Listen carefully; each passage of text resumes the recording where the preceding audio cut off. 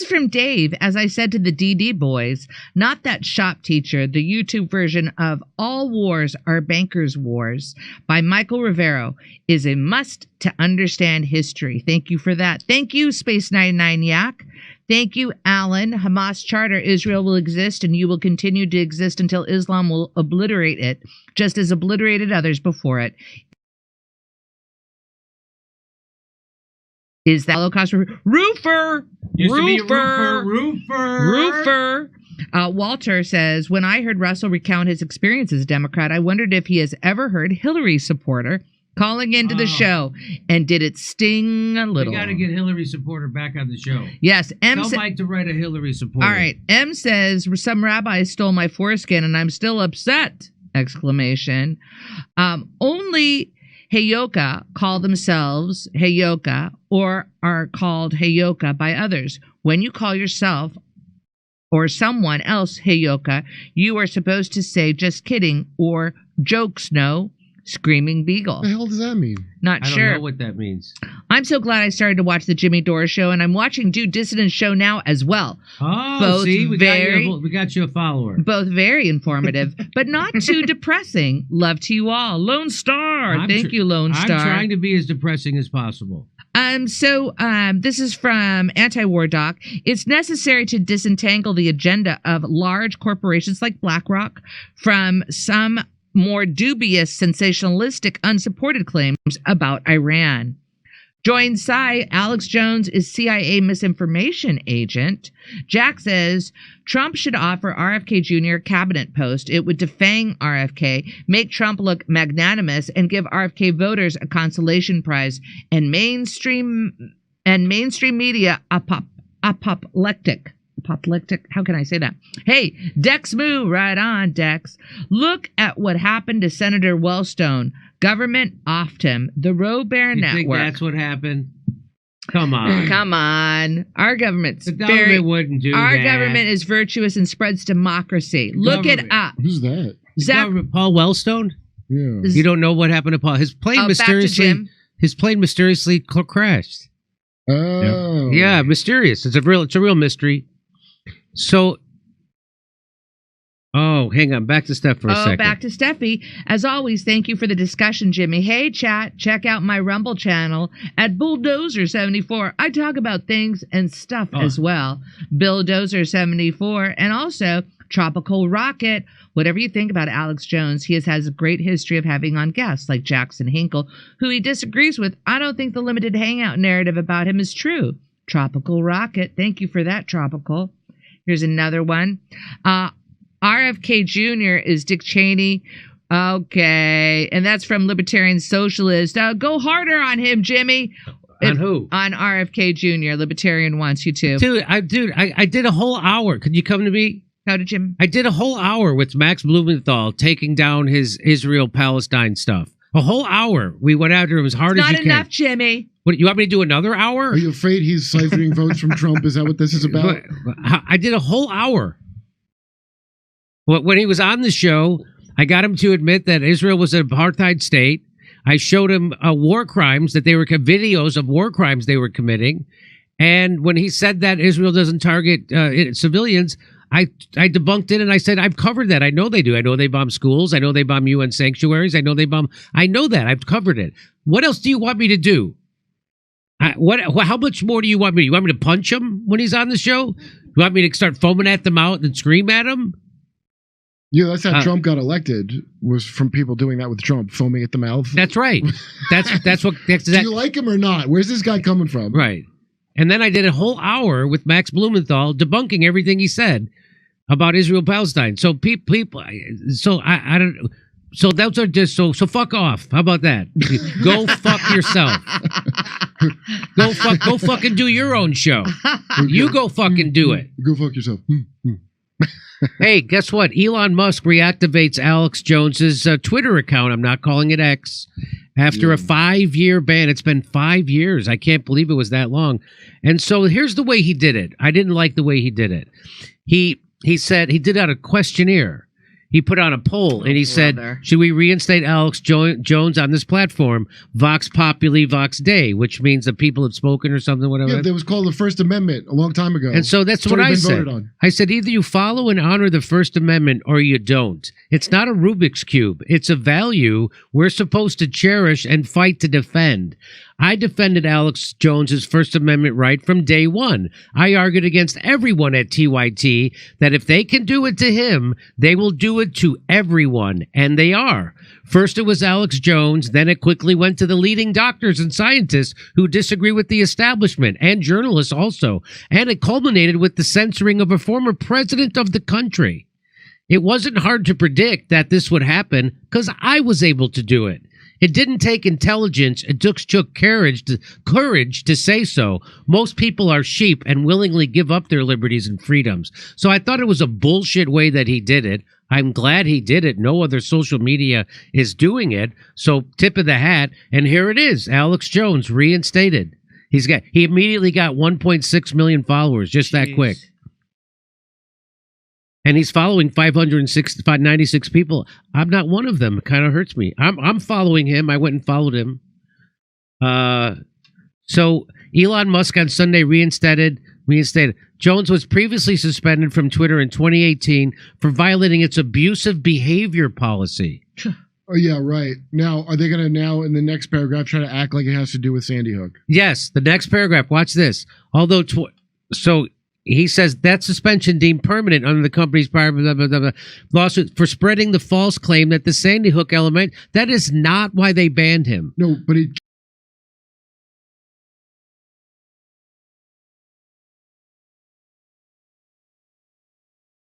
said fucking Darcy. Called Darcy as something, a dog-faced pony. Something literally his version of maggot or something. So that is Oliver Darcy is a maggot. And by the way, they banned Alex Jones for 5 years for abusive behavior, but fortunately for him, the entire world has become a dystopian hellscape that makes him look like a lighthearted YouTube prankster in comparison since he got banned. It really is amazing how different it looks looking at Alex Jones now from only a few years ago. Although 20 children, so they're going to pretend that was it. That thing had nothing to do with it.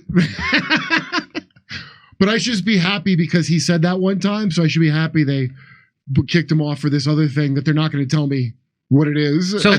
So believers in Jones's blatantly false claims would go on to harass and threaten bereft family members, in some cases physically. You can't blame Alex Jones for that. Why are you reporting that? I thought it was why he got kicked off. None of this had to do with None of that had to do with it. Some of those targeted had to move from their homes. You know, we already have, if Alex Jones was breaking a law, there's already police enforcement for that. There's already state's attorneys in every state. Why didn't they go ahead and put him in jail for that if he was breaking a law and he was going against the First Amendment? Either he's breaking the First Amendment and going outside the bounds of the Constitution, or he isn't.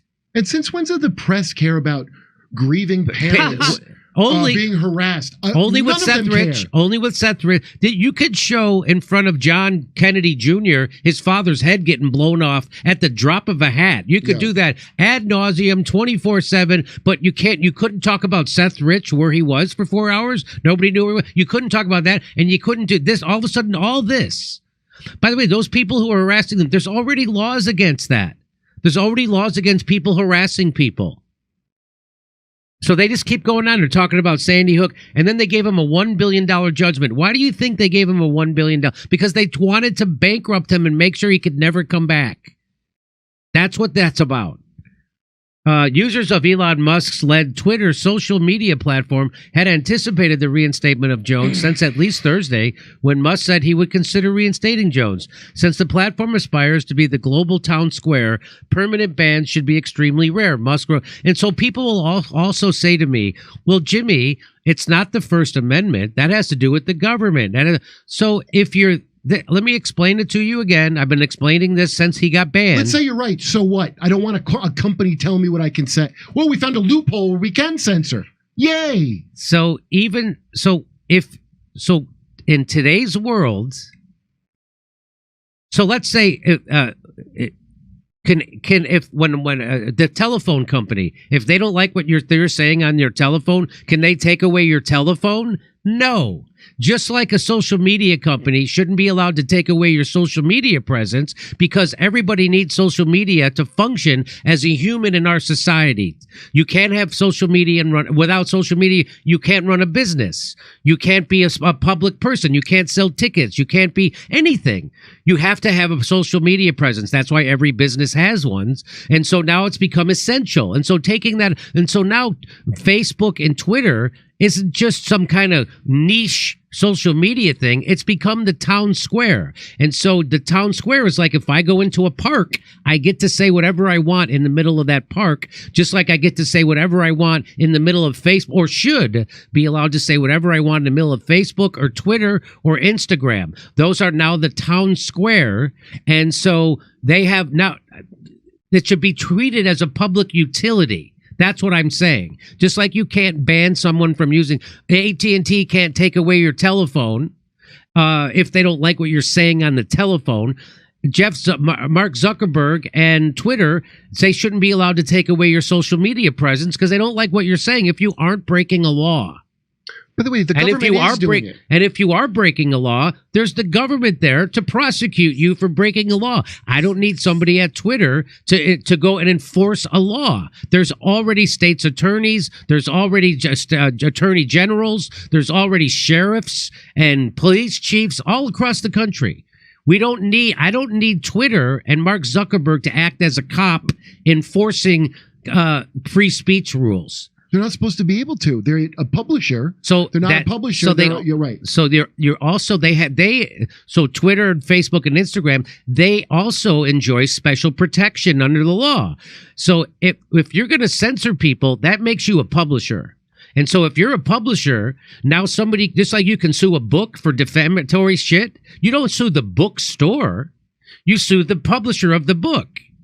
So now they're acting as the publisher and they're pretending they're the bookstore at the same time, so you can't sue them. So you can't sue them for defamatory shit on Twitter, Facebook, and Instagram, but they are acting like a publisher. So so they have a special cutout. It's called, I think, Section 220 or whatever that is. So now so they have special protection from the government. So they shouldn't have that, and they shouldn't be allowed to be publishers and a bookstore at the same time. So now I've explained this. I hope someone clips it so I don't have to have my editors clip it, and so that I can just tweet this at fucking dummies when they say stupid shit like I know they're already saying. If they say it's not the government, that is a lie. We know the government's directly pressuring them to do this. That's right. So there's nothing separate. The government is causing this. That's right. So let me see if there's anything else worth reading out of this bullshit CNBC article. While Musk, who is also CEO of Tesla and SpaceX, bills himself as a free speech defender, he has wielded control of X platform to suspend the accounts of perceived enemies and vocal critics there. For example, X suspended the accounts of software developer Travis Brown as same-day private jet tracker account. That was... Okay. They just got done being mad at Alex Jones because someone was getting harassed. That's right. A guy who was made a thing to harass him, to blackmail him for a job, I believe. That's right. We can't harass him? That's They're right. Not about harassment. So now they're saying they can't harass him. Musk has faced a backlash for changes he's made on Twitter since taking over the platform in late October 2022, including the widespread reversal of account suspensions. He famously reversed the suspension of former President Donald Trump, and they put that in there like it's a bad thing. Yeah, take it to Mastodon, pussy. So let me... Take that shit to Threads. In recent weeks, many major advertisers suspended their campaigns on Twitter after Musk promoted what the White House called anti-Semitic and racist hate. Musk would go on to tell those advertisers to go F yourselves and don't advertise from the stage of the 2023 DealBook Summit in New York. Michael Tracy says Alex Jones was purged from social media after big tech companies all simultaneously decided he violated their policies, which they invented on the fly due to political pressure. There wasn't even a specific violation. He was just deemed too evil to be allowed on their platforms. Forrest Mommy says Alex Jones is back and I haven't been forced to read a single tweet of his. So what do you have to say, Dissidence? Well, go ahead. This is the mixed bag of social media and the internet. Back when people were using print and you made your independent newspaper or your independent political zine, they really couldn't deplatform you. Now you have this platform that everybody was drawn into as the new medium of communicating political ideas and dissent. But they also have a lot more control over you this way. They can turn you off. They can hit a switch and you're gone. Elon himself obviously is a very mixed bag. And it's sad that we are reduced. It really shows you how much we live in an oligarchy. It is sad that we are reduced to deciding which scumbag billionaire we need to align with to preserve our speech rights. Elon is no free speech champion. We dropped a couple of clips of Taibbi talking about how he thought that he might have multiple personality disorder. They throttled that shit right away. Right away, we put that on Twitter. I've also had that experience with a lot of trans content that we've put on there, critical of the trans movement, that it's gotten throttled. Is he better than Dorsey? Yeah, I mean, of course he's better than Dorsey, but what kind of a democracy is it that you have to decide which billionaire you're going to be a fanboy for to get your speech out there? I agree, but I'll take it because it's Facebook. Oh, by the way, I should have did this story today. Twitter, what's it called? TikTok suspended us. They don't tell you why. They just you too? Yes, because they just did that to Greenwald. Yeah, they got banned too. Glenn Greenwald didn't get suspended. He got permanently banned from TikTok. We're just suspended, as far as I can tell. So that happened almost. So there's another crackdown happening right now. And it's happening on TikTok. And so Elon Musk is light years ahead of TikTok and Facebook and Instagram. Mark Zuckerberg is the biggest little bitch to the deep state that there ever was. At least Elon Musk is standing up. He let the president of the United States come back on. You can talk about leading doctors, scientists, and journalists get to have a platform. And now he brought back on Alex Jones. So he is light years ahead of every other social media platform. But I do agree with you, Russ. That's a good point. Now we have to rely on the largesse of a billionaire so we can have constitutionally protected fucking speech in our country. Remember the big criticism of back in it's the culture of the West and Islam battling when that was always the ongoing discussion. It's coming back now. But I remember when I'd watch like neocon types down the Islamic world when it was more advanced than Europe, that was just because some rich prince was really into the arts or science and was funding it and allowing it. That's the only time they really had those times, which sounds a lot like us. Like, we have free speech because a billionaire feels like we should at the moment. Like, how are we different from these other cultures that we're supposedly better than? Well, we had Greenwald on earlier this week, and one of the questions that I wished I had asked them, and Russ asked a version of this, but it really does feel like speech is a privilege now and not a right. Like, you only really feel like you have free speech in certain venues. Twitter, I feel much freer than I do on YouTube, much freer than I did on Facebook back when I used Facebook. Still not totally free. I feel totally free on a platform like Rumble. Substack. That's why we keep our Substack going, because it is one of the few very principled free speech outlets out there. The internet has become the new public square. And the question is not whether it technically is a public square, because these large forums of the internet are in private hands, like these giant social media companies. The question is, should they function as a public town square, right? Should this function as the new public square? And therefore, should they operate as a public utility, like a phone company? And that's a question that a lot of the pro-censorship liberals don't want to answer. They just fall back on, well, it is a private company. Okay, yes, we know technically it is a private company. Should it function that way, or should it function as a town square? They won't answer that question because they're too big of a coward to actually say they are for censorship. Just They actually believe in it. That's They right. want it. Right. And just like I made the case that a phone company can't turn off your phone service if they don't like what you're saying on the phone, they just like a power company can't turn off the power to your house if they don't like what you're saying on Facebook or Twitter or what kind of business you're running. They can't. They have to send the power to strip clubs. They have to send the power to. They can't just go, I don't like your business, so that's a private company, but they have to, they're a public utility. Go ahead. Why is a Exactly. bank? And if you use the phone to harass somebody and you get taken to court and you lose, you have to pay whatever the price is for losing that lawsuit, but they don't turn your phone off for life. That's right. Right? Once you pay your debt to whoever you owe it to, you get to talk on the phone again. Right? You don't have permanent bans. Right. Whenever you bring this up to liberals, all of a sudden they become instant libertarians. All of a sudden they believe in the sanctity of private corporations to run their business any way they want, because they've done polling on this, and they are the most pro-censorship sector of society, which, as Keaton says, they don't want to admit that in the end they support that. That's what's so terrifying about that class, the professional managerial class.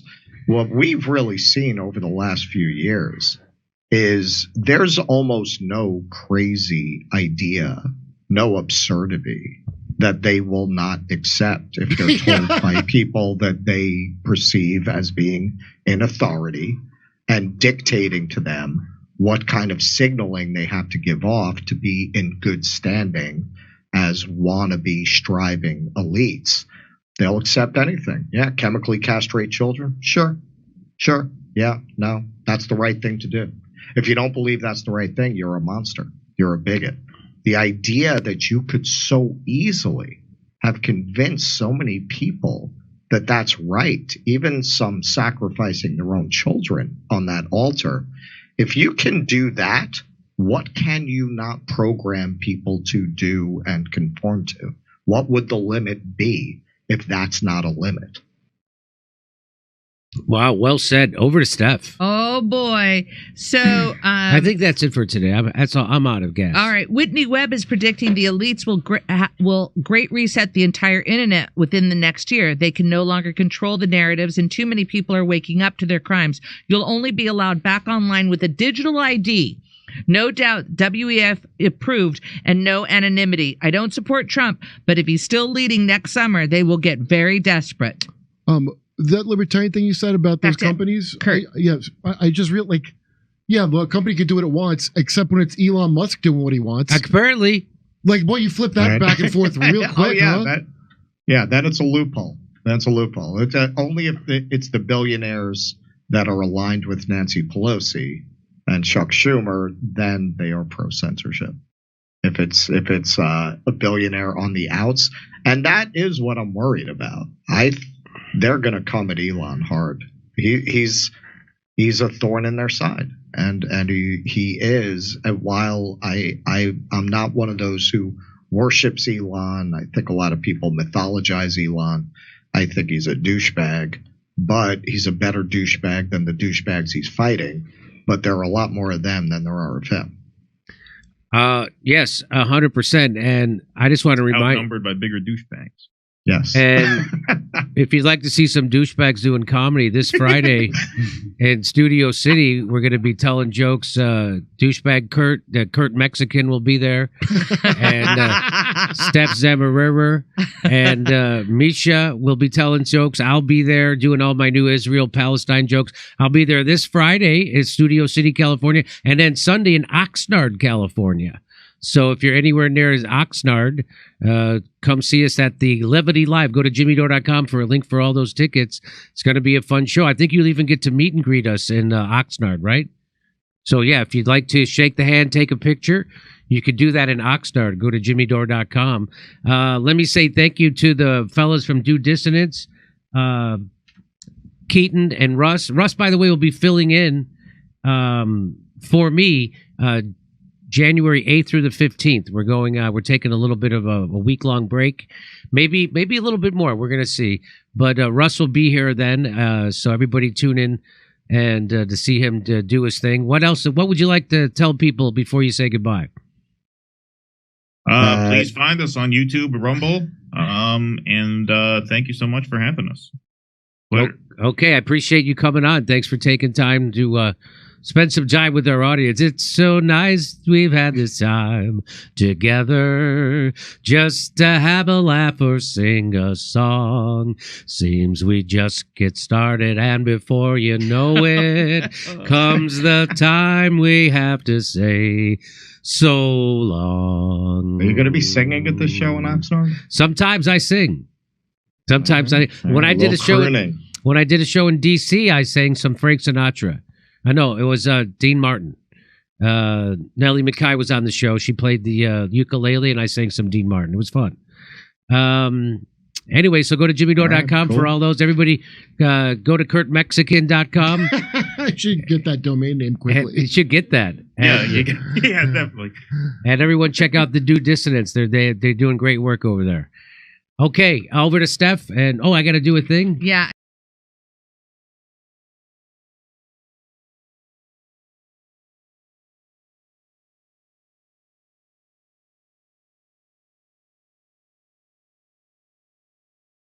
Hey, thanks for checking out our YouTube channel. Subscribe by clicking on that button down there for more AM Joy and the rest of MSNBC. And click on any of the videos right here to watch the latest interviews and highlights. And you can get more videos from MSNBC for free every day with our newsletter. Just visit